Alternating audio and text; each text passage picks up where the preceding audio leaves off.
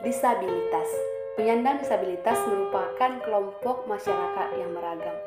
Di antaranya, penyandang disabilitas yang mengalami disabilitas fisik, disabilitas mental, dan disabilitas sensorik. Kehidupan penyandang disabilitas di dalam kehidupan sehari-hari. Yang pertama, penyandang disabilitas fisik adalah seorang yang memiliki ketidakmampuan melaksanakan suatu aktivitas atau kegiatan tertentu yang disebabkan oleh keadaan fisik atau sistem biologis yang berbeda dengan orang lain pada umumnya.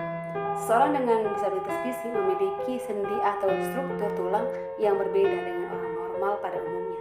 Kelumpuhan anggota gerak atau tidak lengkap anggota tubuh bagian atas atau bawah. Yang kedua, penyandang disabilitas mental mengalami keterbatasan akibat gangguan pada pikiran atau otak. Disabilitas mental termasuk ke dalam bipolar, gangguan kecemasan, depresi, dan gangguan mental lainnya. Mereka yang mengalami disabilitas mental dapat mengalami kesulitan untuk berkonsentrasi, berpikir, mengambil keputusan, dan mengutarakan isi pikiran mereka. Yang ketiga, disabilitas sensorik. Disabilitas sensorik adalah keterbatasan fungsi panca indera. Yang termasuk jenis disabilitas ini adalah disabilitas bicara, rungu, dan netra. Ya. Pandangan masyarakat umum mengenai penyandang disabilitas. Ya. Dapat kita lihat bagaimana penyandang disabilitas, bagaimana pandangan masyarakat umum mengenai disabilitas. Ya. Keberadaan penyandang disabilitas sangat kurang diperhatikan dilihat dari pemberdayaan serta anggapan dari orang-orang sekitar. Bahkan dianggap beban masyarakat. Mereka sering mendapatkan perlakuan tidak adil, dijauhi orang-orang, bahkan dikucilkan. Dan di berbagai daerah dianggap sebagai aib keluarga. Akibatnya para penyandang disabilitas sering dipisahkan dari masyarakat umum dalam bidang pendidikannya maupun aspek sosial lainnya.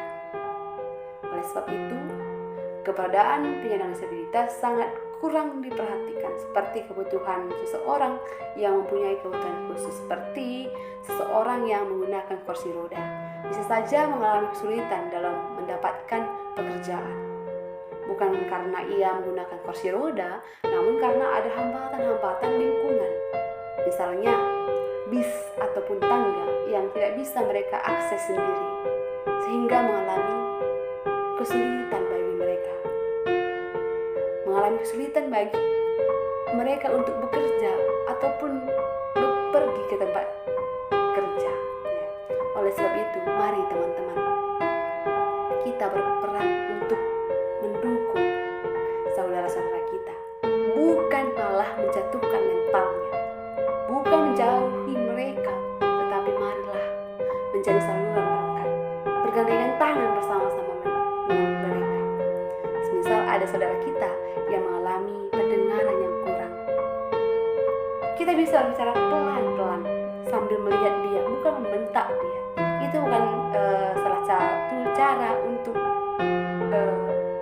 berbicara dengan dia, tetapi marilah berbicara berhadapan dengan beliau ataupun memegang dia.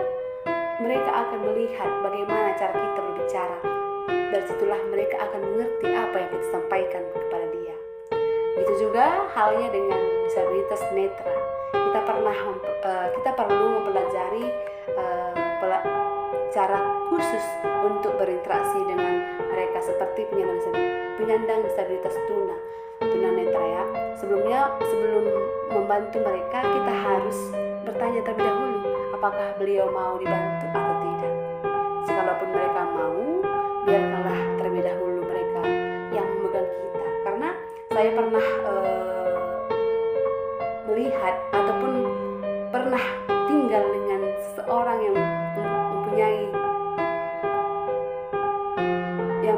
yang disabilitas tunanetra, yang dimana beliau hanya bisa mengendalikan dirinya sendiri begitu. Walaupun kita pegang bagaimanapun, dia akan jatuh jika dia tidak mengendalikan dirinya sendiri. Oleh sebab itu, marilah kita jalin komunikasi yang baik dengan mereka. Begitu juga berinteraksi dengan penyandang disabilitas secara rungu atau rungu bicara. Kita membutuhkan keahlian dalam menggunakan bahasa isyarat. Sebaiknya kita berbicara dengan tempo lebih lambat agar lebih mudah dimengerti. Dan ketahuilah mereka sangat sayang dengan barang-barang mereka.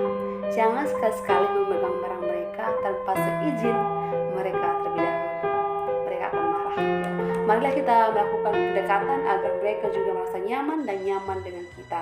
Berikanlah peluang bagi mereka untuk menyalurkan bakat-bakat yang mereka punya, seperti bernyanyi ataupun membuat barang-barang ataupun bakat-bakat lainnya yang mereka punya. Marilah kita satukan hati kita, satukan keyakinan kita agar mereka bisa seperti kita. Mereka kita tidak ada lebihnya dari mereka. Mereka dan kita adalah sama-sama ciptaan Tuhan yang sangat berharga. Oleh sebab itu teman-teman, mari kita dukung mereka dan jangan jauhi mereka. Jangan biarkan mereka merasa dirinya sendiri, karena mereka sangat berharga. Kata terakhir dari saya, ada kemampuan dalam setiap kelemahan. Semangat!